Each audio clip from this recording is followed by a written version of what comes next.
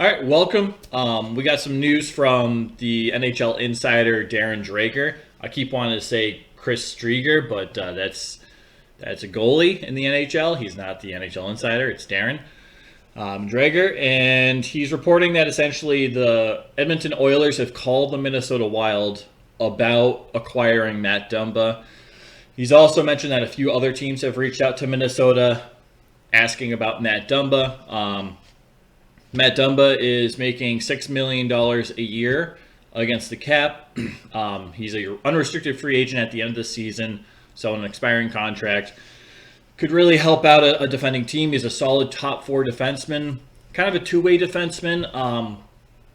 And he's one of those players that will play to what a team... He'll play the role of what the team needs him to play. If the team needs more of an offensive defenseman, Dumba can provide that. He can quarterback a power play.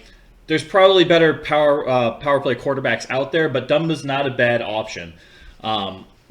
He's a great skater. He's got a great shot. He's got some offensive flair to his game. And he's got good vision with when he passes the puck. So he's a decent offensive option.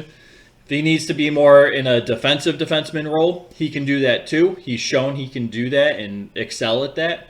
So he's very versatile. He's currently in the role of playing a two-way defenseman at the moment.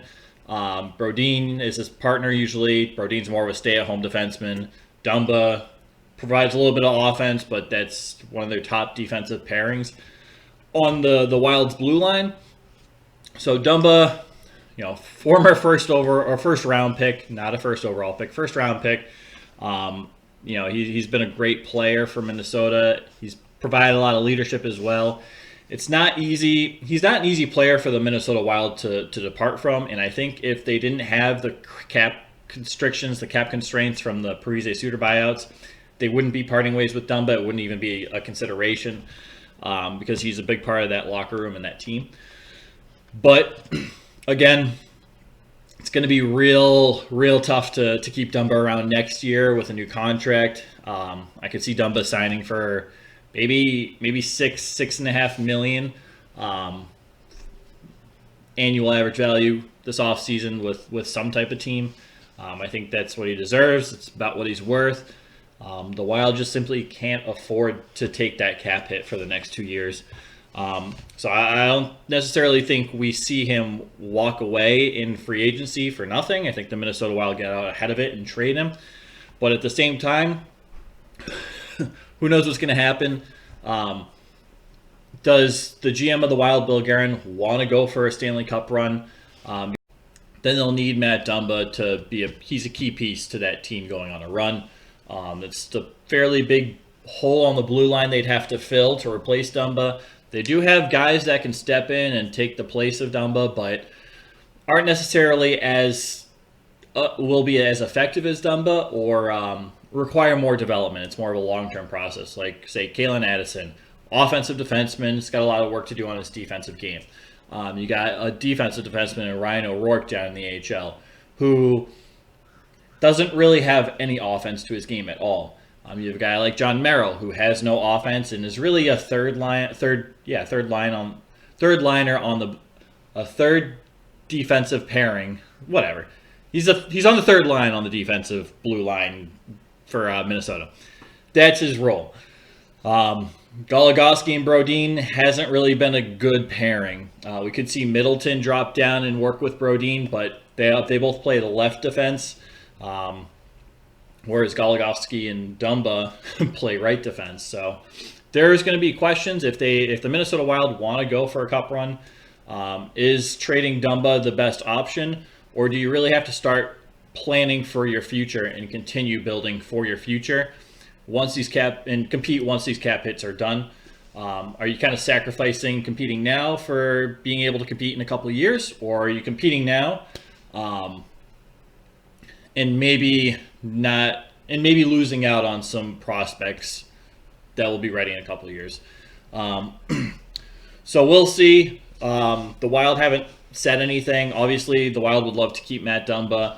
We'll see what Bill Guerin has up his sleeve if it turns out that he's getting traded. I think a package from Matt Dumba might look a little similar to what Hampus Lindholm went for. what Boston gave up for Hampus Lindholm. I don't think it'll be quite as much. I think we're looking at a first-round pick, probably a prospect, and maybe like a third-round pick or something in exchange for Dumba. I don't think it's going to be this tremendous haul, but it's going to be fairly substantial and something. They might want an NHL-ready defenseman, maybe, I don't know, maybe a young defenseman who still needs to develop a little more, who's on a cheaper contract, because the point of trading Dumba is to save salary cap. So you can't get too much salary in return, especially if they need to raise this offseason. Like, you can't trade for Bo Horvat because you have no way of re-signing Bo Horvat. I think it's just, right? So we'll see what that looks like. I really think it's going to be a first-round pick and a blue-chip prospect, and that's probably it. Maybe throw in a later pick, 3rd to 7th round. But, yeah, I don't think it's going to be a mind-blowing package. I don't think it's going to be out of this water, especially because Dumba is on that expiring contract. Maybe if a team is able to talk to Dumba and his agent before acquiring him to work out some type of extension, that might up the value a bit of that haul. But we'll see. It's not always the case, so we'll see what happens. Just interesting. It's intriguing. We've been hearing Dumba rumors for years now at the trade deadline.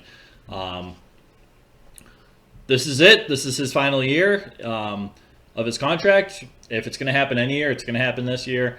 But we'll see if that actually comes to fruition. Also important to note that Dumba has a 10-team no-trade list. Now, players have waived their no-movement clauses and such in the past.